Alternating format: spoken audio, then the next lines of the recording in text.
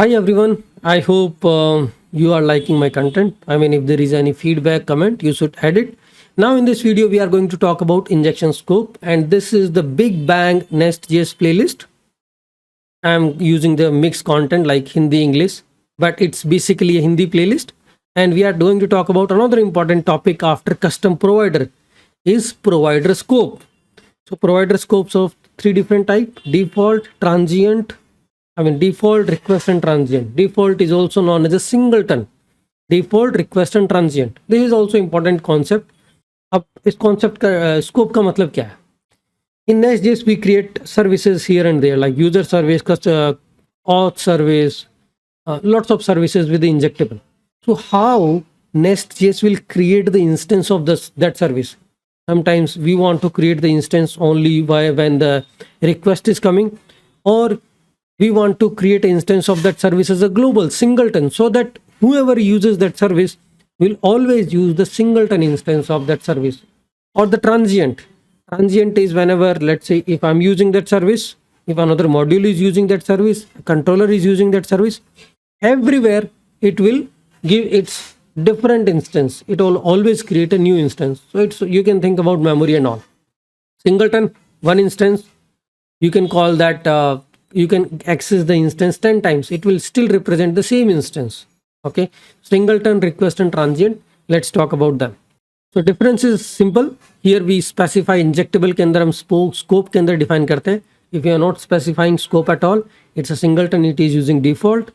Otherwise, you can also specify request. New instance for each and every HTTP request which is using this particular service through controller. Always इसका एक instance बनेगा, will get created and dies. और transient है, transient तो shareable instance होता ही नहीं है. I mean, whoever is using it, it creates a new instance always. It's like, I don't care if you have my instance, get a new one. तो वो हो गया transient. So let's try to understand this thing with the example. तो यहाँ भी वही है, part 1, 2, 3 है. Part because I don't want to create a multiple branches. वो थोड़ा confusing हो जाता है. If you look into this code, you will understand it. Part 1 में we are using just a default scope. You can call it as a scope.default.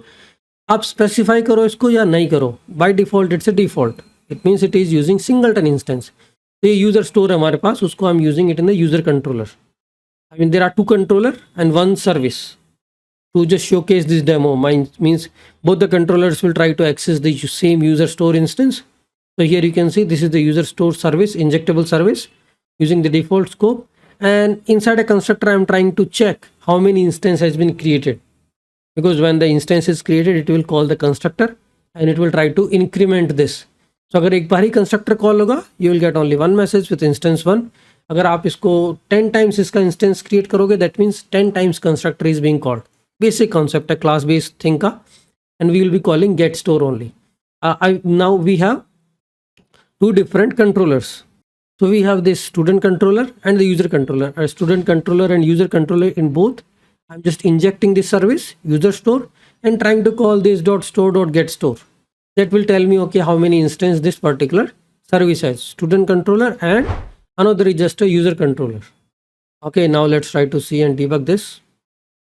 How it looks like. And here you can see the messages. Instance 1 and instance 2.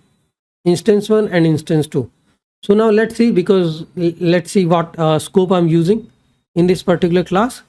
So here this is a user service, and here I think I did run a different example.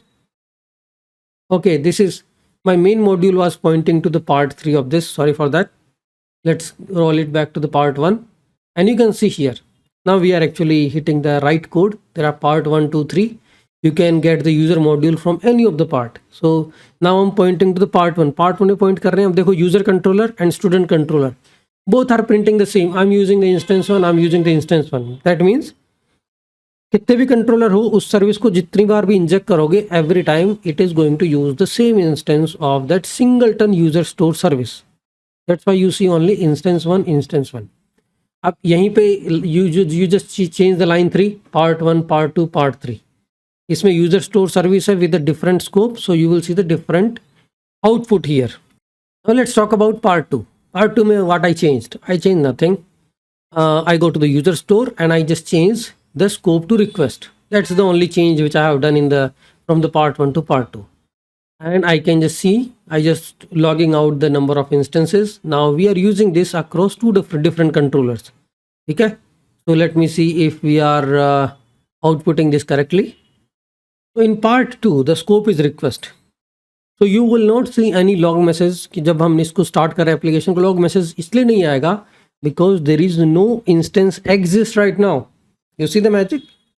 Nestjs has not called the constructor of this user store at all. That's why we don't see any log message because the scope is request. जब user का request आएगा when you hit the http localhost 3000 API v1 user, then only it will print this and it will create two different instance of this. ठीक है, तो ये request scope के अंदर this is how the instance is created. Now let's see the transient scope. वो user store service and we change this to the scope to transient. Okay, so in transient scope instance will get created right away, whoever is using it, that the controller services factory. Here we will change, I have changed this to the part 3 here. So my whole example is now pointing to the part 3. I will try to log the messages from the constructor.